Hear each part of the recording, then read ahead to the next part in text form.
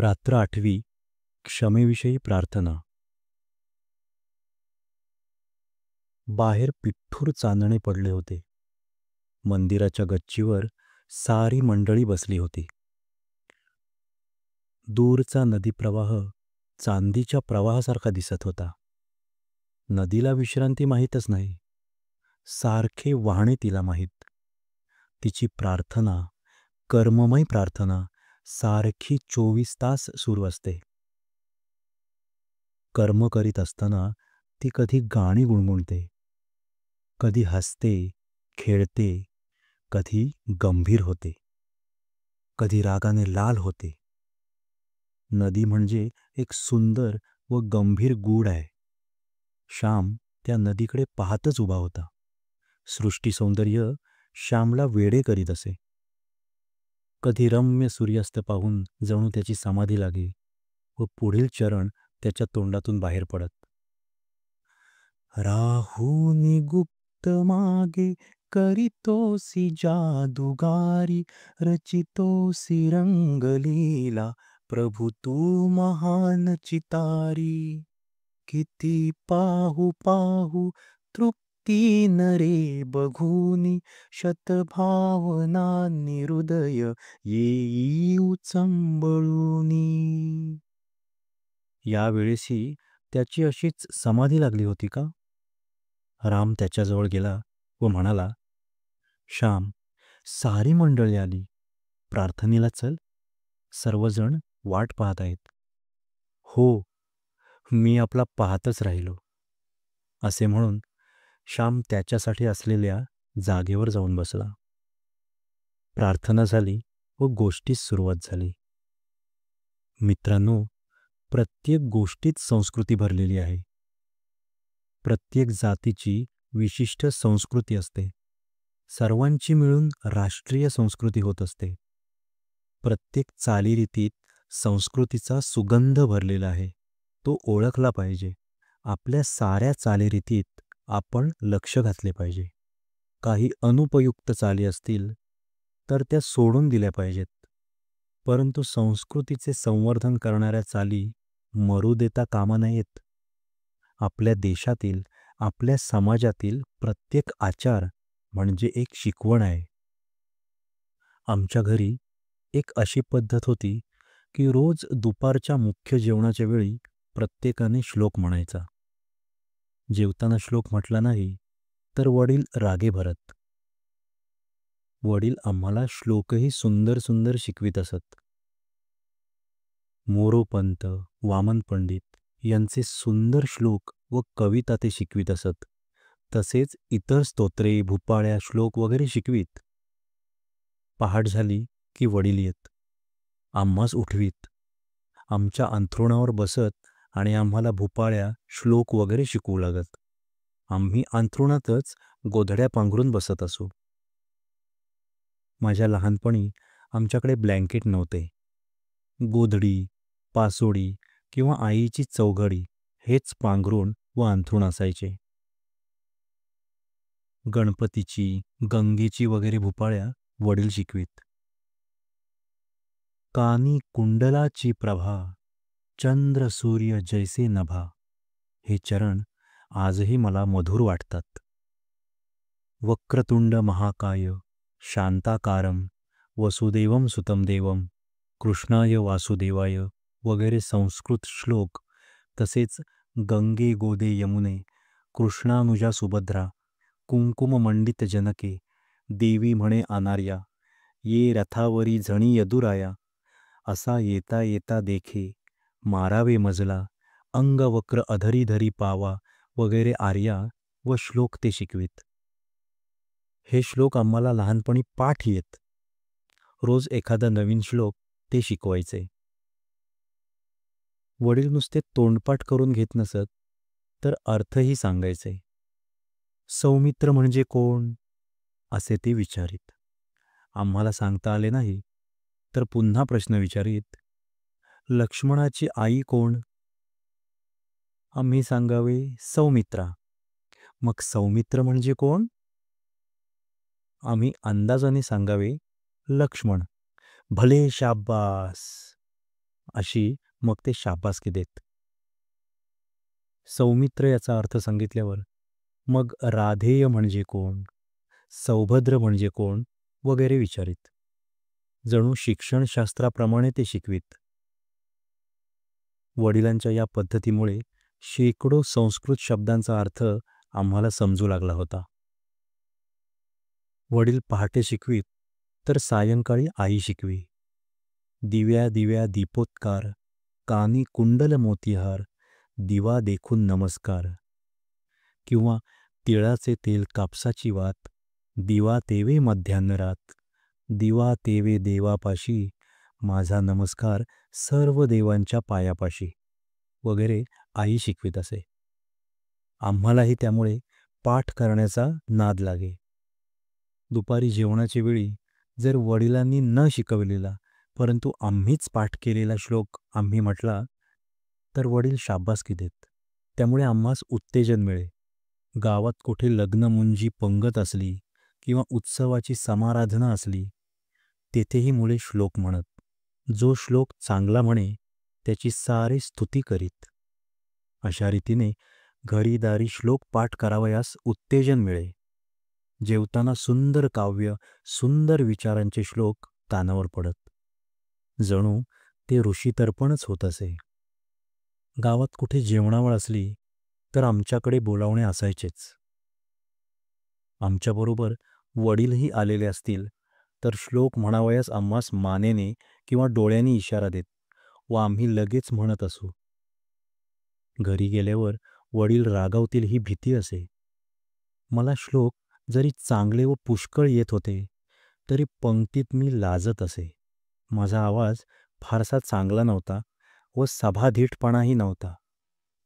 लहानपणापासून मी समाजाला व समाजाच्या टीकेला भीत असे. मी लाजाळू पक्षी आहे. अजूनही फारसा माणसाळलेला नाही. मी लगेच कावराबावरा होतो. श्लोक म्हणत असता कोणी हसला, कोणी टीका केली तर मला वाईट वाटे.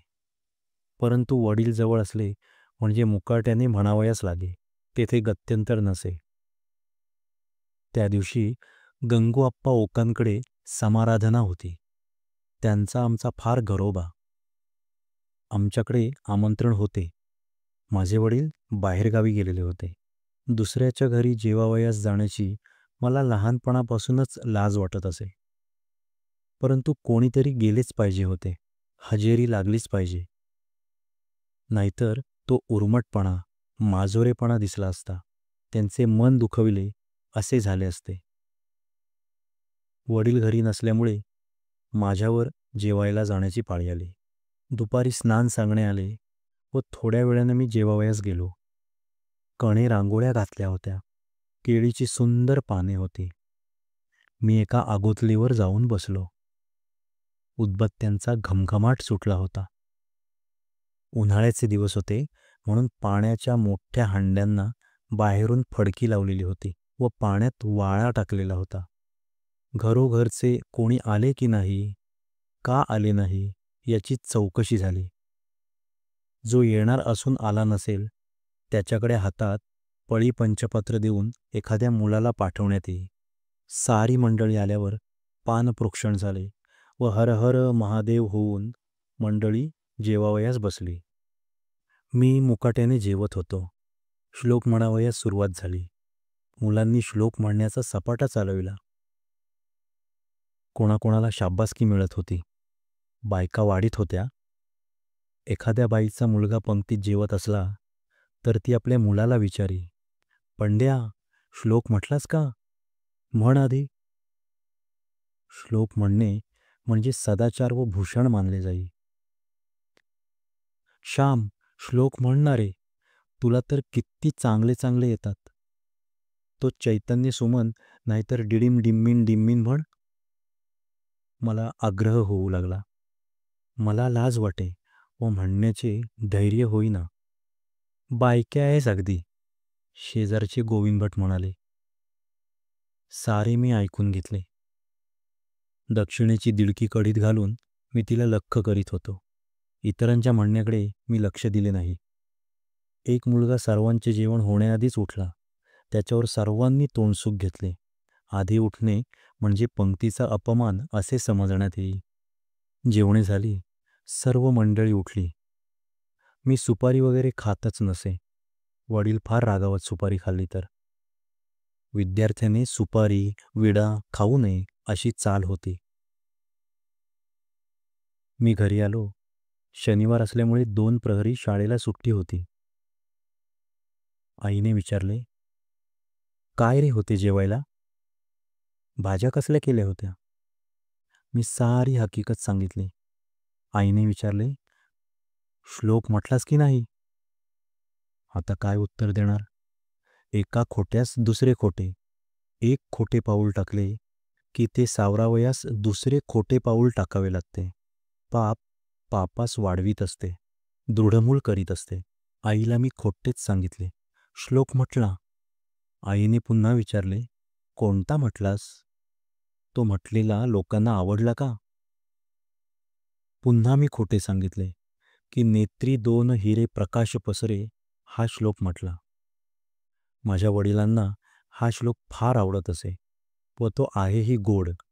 मी सारा म्हणून दाखवू का? नेत्री 2 हिरे प्रकाश पसरे, अत्यंत ते साजिरे. माथा सिंदूर पाझरे वरी बरे, दुर्वांकुरांचे तुरे. माझे चित्तविरे मनोरथ पुरे, देखोनी चिंता हरे. गोसावी सुत वासुदेव कविरे, त्या मोरयाला स्मरे. मी आईला हे सारे खोटेच सांगत होतो. तोच शेजारची मुले आली. एकमेकांच्या खोड्या करायच्या, एकमेकांची उणी पाहायची, एकमेकांस मार बसवायचा हा मुलांचा स्वभाव असतो. शेजारचे बंड्या, बन्या, वासू सारे आले व आईला म्हणाले, "यशोदा काकू, तुमच्या श्यामने आज श्लोक नाही म्हटला."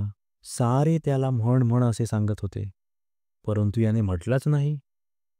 श्यामनेच मला शिकवलेला भरुनी गगन ताटी शुद्ध नक्षत्र रत्ने तो मी म्हटला व मला शाबासकी मिळाली, असे वासू म्हणाला. गोविंदा म्हणाला, "असा येता देखे रथ निकट तो श्यामल हरी हा मी म्हटला व नरसुवाणांनी मला शाबासकी दिली." आई मला म्हणाली, "श्याम, मला फसविलेस, खोटे बोललास, श्लोक म्हटला म्हणून मला सांगितलेस."